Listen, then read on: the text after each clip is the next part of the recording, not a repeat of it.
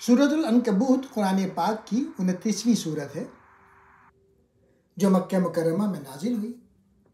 इस सूरत का नाम अनकबूत मकड़ी इसलिए रखा गया क्योंकि इसमें मकड़ी के कमज़ोर जाले की मिसाल दी गई है जो उन लोगों की हालत बयान करती है जो अल्लाह को छोड़कर दूसरों पर भरोसा करते हैं। अहम नुकात।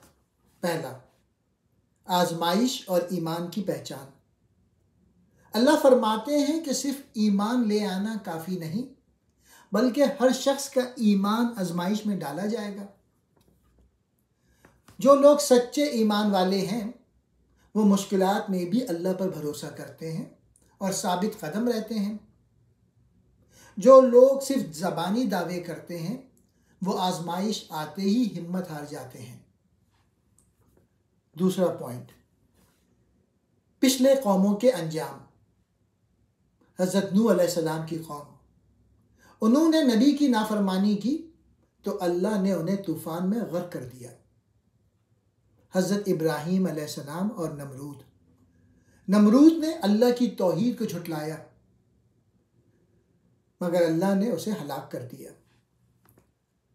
हज़रत लूत अलैहिस्सलाम की कौम, वो बुरे कामों में मुलव्विस थी तो अल्लाह ने उन पर पत्थरों का अजाब नाजिल किया। कौम समूद और आद, उन्होंने नबियों की नसीहत ना मानी तो उन पर सख्त अजाब आया। तीसरा पॉइंट, मकड़ी के जाले की मिसाल। अल्लाह फरमाते हैं कि जो लोग अल्लाह को छोड़कर दूसरे माबूदों पर भरोसा करते हैं वो मकड़ी के जाले की तरह कमज़ोर सहारा लेते हैं जो ज़रा सा धक्का लगने पर टूट जाता है।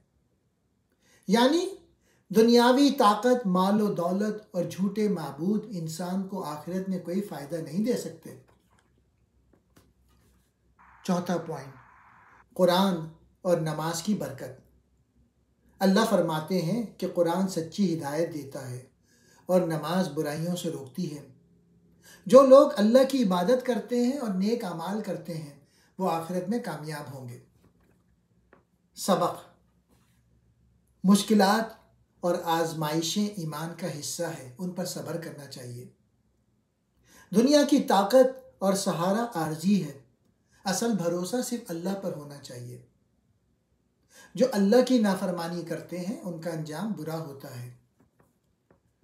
नमाज और कुरान की तालीमात इंसान को बुराइयों से बचाती है। ये सूरत हमें सिखाती है कि हमें सब्र, इस्तिकामत और अल्लाह पर भरोसा रखना चाहिए क्योंकि दुनिया का सहारा मकड़ी के जाले की तरह कमज़ोर होता है।